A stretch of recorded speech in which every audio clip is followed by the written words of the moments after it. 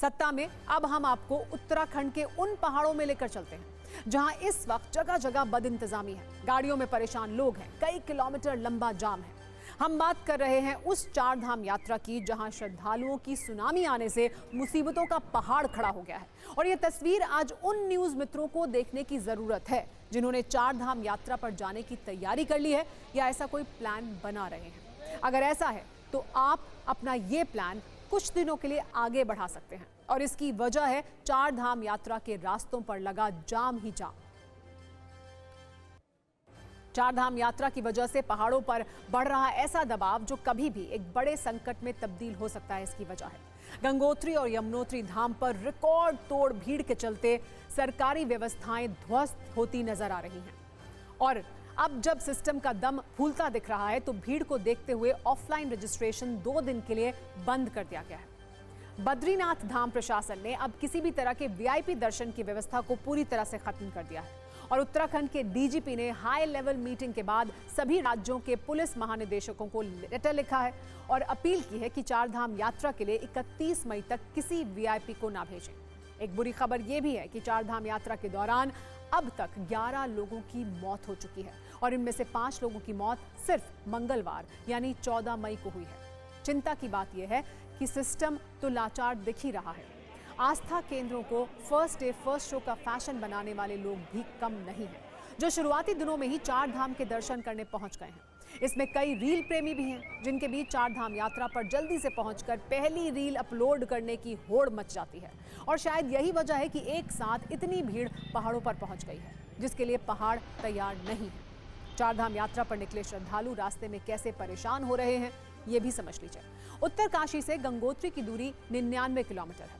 आम दिनों में इतनी दूरी 3 से 4 घंटे में तय की जाती है, लेकिन अभी सड़कों पर इतनी गाड़ियां जमा हो गई हैं कि 99 किलोमीटर की दूरी को पूरा करने में भी 8 से 9 घंटे लग रहे हैं और 2 दिन पहले तक 14 से 15 घंटे भी लग रहे थे। इसी तरह यमुनोत्री मार्ग पर पालीगढ़ और जनकचट्टी के बीच की दूरी सिर्फ 30 किलोमीटर है, लेकिन यहां तक पहुंचने में भी लोगों को 5 से 6 घंटे का वक्त लग रहा है।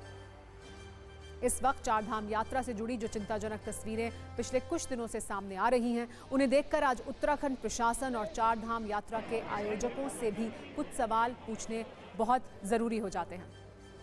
पहला सवाल तो यह है कि जब इतनी बड़ी संख्या में श्रद्धालुओं के लिए इंतजाम नहीं है तो इतनी भीड़ एक साथ आने ही क्यों दी गई? जिस चार धाम यात्रा के रजिस्ट्रेशन को अभी बंद करने का फैसला लिया गया उसे वक्त पर क्यों नहीं रोका गया? एक और बड़ा सवाल ये कि क्या इसे लेकर भी इंतजाम किए गए थे? अगर यात्री रास्ते में कहीं घंटों तक फंस जाते हैं तो क्या होगा? इसीलिए आज ये सवाल भी बनता है कि क्या इस तरह की बदइंतजामी किसी बड़ी आपदा को निमंत्रण नहीं है क्या? और श्रद्धालुओं की बढ़ती संख्या को जो प्रशासन अपनी उपलब्धि बताता है, क्या वो उपलब्धि से ज्यादा चुनौती नहीं है?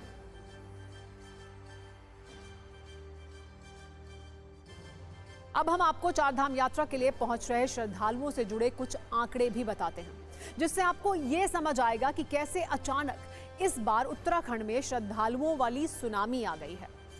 अब तक चार धाम यात्रा के लिए 46,73,000 लोग रजिस्ट्रेशन करवा चुके हैं और इनमें से 2.25 लाख लोग केदारनाथ, बद्रीनाथ, गंगोत्री और यमुनोत्री धाम के दर्शन भी कर चुके हैं। इसमें भी सबसे ज्यादा श्रद्धालु केदारनाथ धाम पहुंचे हैं और यात्रा के पहले 3 दिनों में ही पिछले सारे रिकॉर्ड टूट चुके हैं।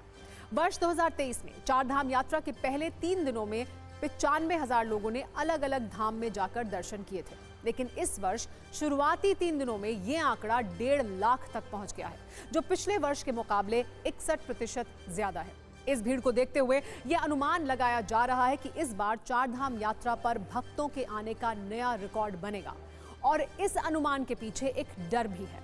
अगर इतनी बड़ी संख्या में लोग पहुंचे तो क्या पहाड़ इसके लिए तैयार है? वर्ष 2023 में 54,14,000 श्रद्धालुओं ने चार धाम के दर्शन किए थे, लेकिन इस बार यह आंकड़ा 80 लाख को भी पार कर सकता है, जो अपने आप में एक रिकॉर्ड होगा। ऐसे में सोचिए, जब शुरुआती 1 हफ्ते में ही पहाड़ों का दम इस तरह से फूलने लगा है तो अगले कुछ दिनों में क्या होगा? इसीलिए आस्था से जुड़े ये आंकड़े थोड़े चिंताजनक जरूर हैं।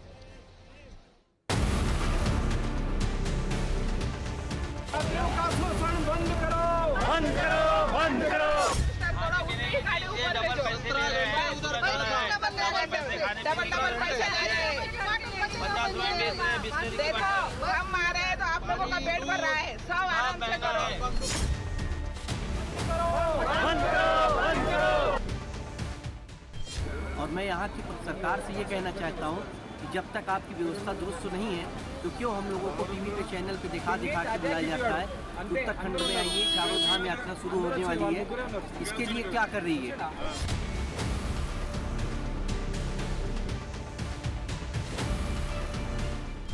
यदि सरकार की व्यवस्था गड़बड़ है तो उसमें ऑनलाइन ये जो करा रहे हैं इसको बुकिंग बंद कर दिया जाए और जितने लोगों को पहले रोड पे लोग खड़े हुए हैं 48 घंटे 56 घंटे से उन लोगों की यात्रा संपन्न कराई जाए।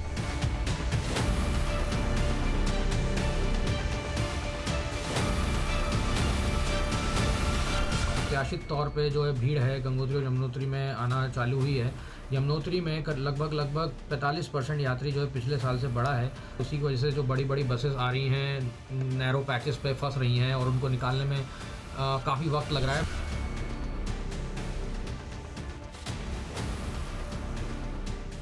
विगत 1-2 दिनों में विभिन्न स्थानों पर हमें लोगों को रोकना पड़ा था रोड की कंडीशन को देखते हुए, जो यात्रियों का अधिक दबाव था। अब स्थिति तब से बेहतर है।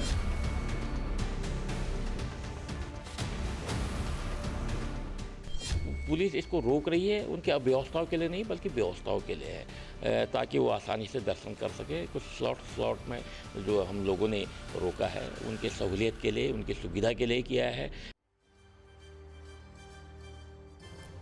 और अब हम आपको बताते हैं चारधाम यात्रा में श्रद्धालुओं का जो पहाड़ खड़ा हो गया है वो भले ही उत्तराखंड की आर्थिक सत्ता को बूस्टर देने के लिए अच्छा हो, लेकिन इसके कुछ परिणाम परेशान करने वाले हैं। जैसे लाखों की संख्या में श्रद्धालुओं का आना कारोबार के लिहाज से जरूर शुभ संकेत हो, लेकिन इसके पीछे एक आपदा वाली आहट भी है जिसे वक्त रहते सुनना जरूरी है। क्योंकि जितने ज्यादा लोग होंगे उतनी ज्यादा गाड़ियां होंगी, उतना ज्यादा गाड़ियों से निकलने वाला धुआं होगा जो ग्लेशियर को नुकसान पहुंचाने के लिए काफी है। लाखों की संख्या में भीड़ के आने से उतना ही ज्यादा कूड़ा भी होगा। इसके अलावा बेहिसाब भीड़ की वजह से उत्तराखंड में पहले से सीमित संसाधनों पर दबाव बढ़ जाएगा और इन सब वजहों से प्रकृति को कितना खतरा होगा ये भी अंदाजा लगाना ज्यादा मुश्किल नहीं है। इसीलिए सभी लोगों से हमारी अपील है कि पहाड़ पर जाते वक्त कुछ नैतिक जिम्मेदारियों को नोट करके भी अपने साथ